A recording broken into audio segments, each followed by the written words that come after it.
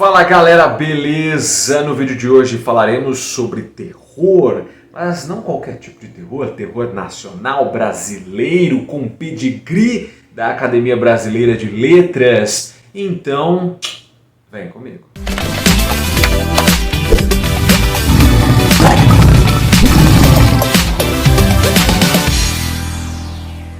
Muito bem, muito bem, muito bem. Tenho aqui em minhas mãos este livro bonito, em capa dura, dourado, preto, dourado nas laterais, que eu já tive até a oportunidade de mencioná-lo aqui anteriormente. Livro esse publicado pela Dark Side, que se chama Academia Sobrenatural Brasileira de Letras.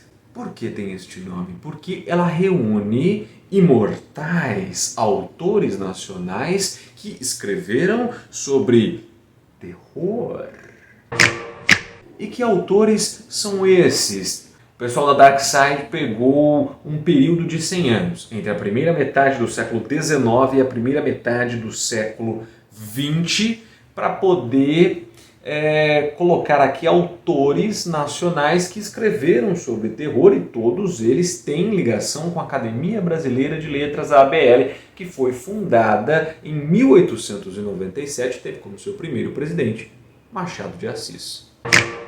Além do próprio Machado de Assis, você vai ter outros autores, no caso, autores que não participaram efetivamente da ABL porque morreram antes, obviamente, como é o caso do Álvares Azevedo, que viveu na primeira metade do século XIX. E também tem um outro caso de uma autora brasileira que participou ali da formulação da ABL, mas na hora do vamos ver ela foi excluída porque o pessoal da academia decidiu seguir a academia francesa que não aceitava mulheres, por isso ela acabou sendo barrada, e eu estou falando da escritora Júlia Lopes de Almeida.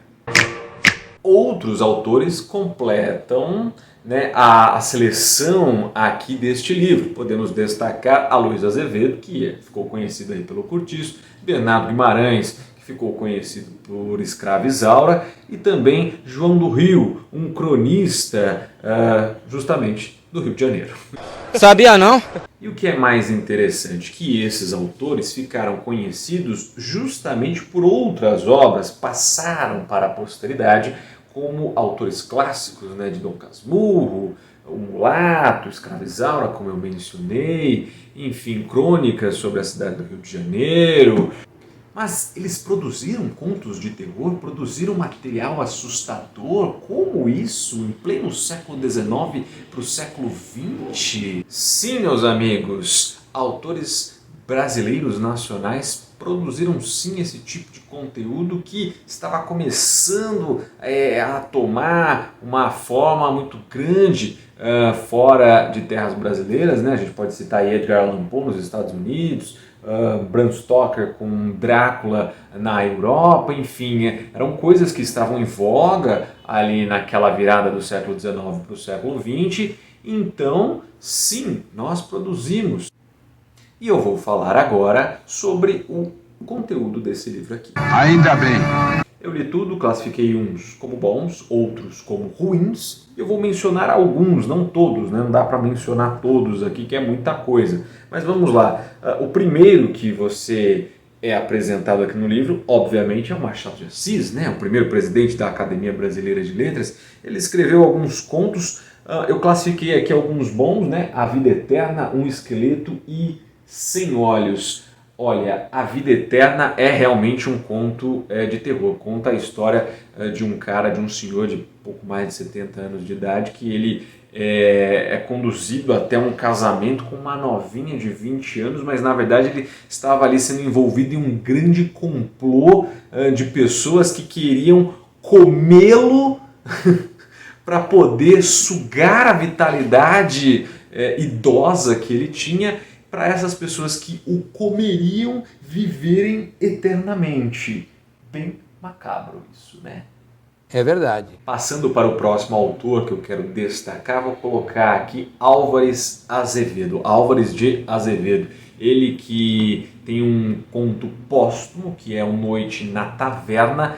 É um conto assim bastante conceituado dentro da literatura, é uma reunião de amigos no meio de uma orgia dentro de um puteiro, e eles começam a falar sobre necrofilia, coisas meio macabras, histórias de amor, morte.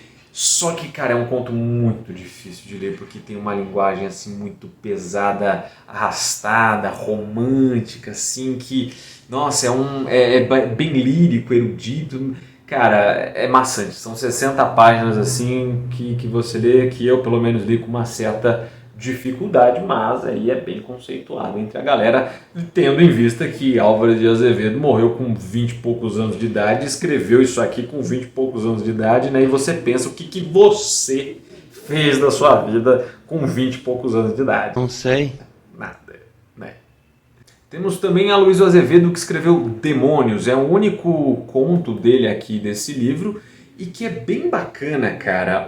Esse conto ele faz uma alusão muito forte à obra de Dante Alighieri, Inferno, né, que vai narrando aí toda a passagem pelo inferno, purgatório, tal, até o inferno. É basicamente a mesma coisa, a mesma inspiração que a Luísa Azevedo teve para escrever Demônios, mas é um conto bem legal também.